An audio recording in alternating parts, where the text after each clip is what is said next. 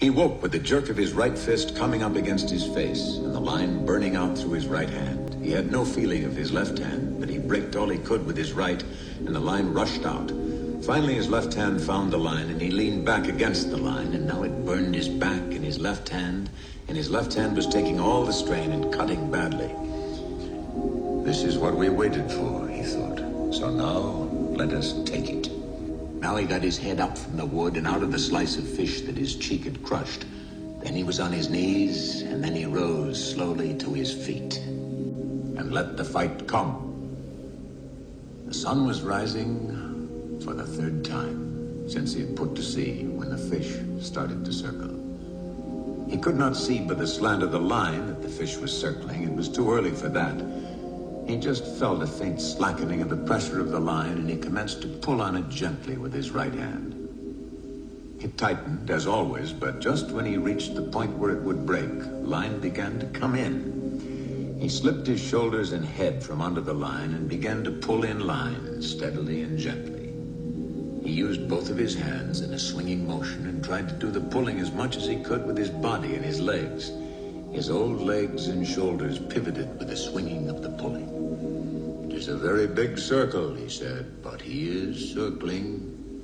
Then the line would not come in anymore, and he held it until he saw the drops jumping from it in the sun. Then it started out, and the old man knelt down and let it go, grudgingly back into the dark water.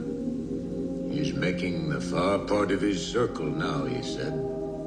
"I must hold all I can," he thought. "Strain will shorten his circle each time. Now I must convince him, and then I must kill him."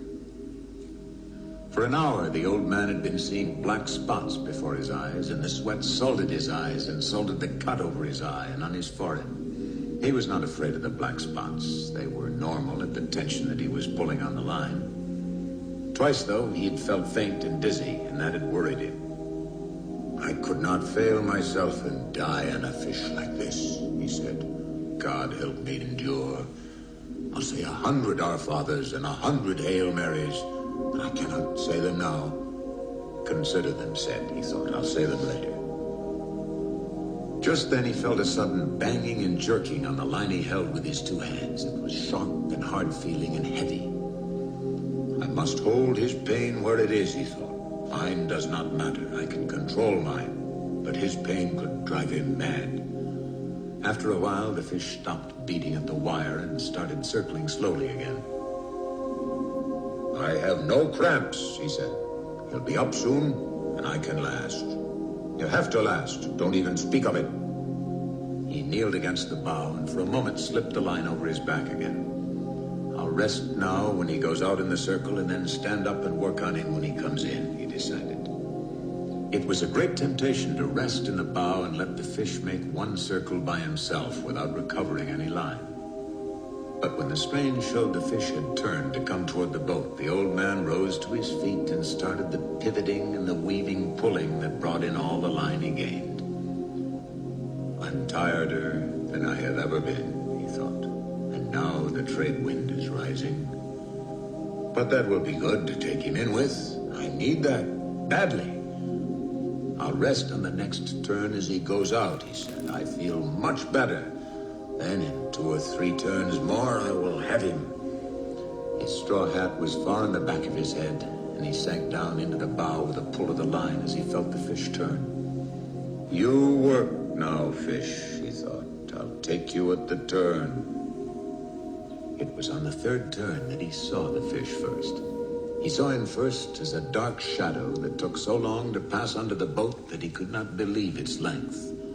"No," he said. "He can't be that big."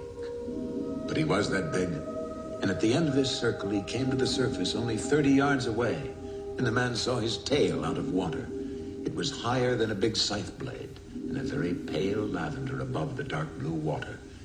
It raked back, and as the fish swam just below the surface, the old man could see his huge bulk and the purple stripes that banded him. His dorsal fin was down, and his huge pectorals were spread wide. "Be calm and strong, old man," he said. On the next circle, the fish's back was out, but he was a little too far from the boat. The fish was coming in on his circle now, calm and beautiful looking, and only his great tail moving. The old man pulled on him all that he could to bring him closer. For just a moment, the fish turned a little on his side.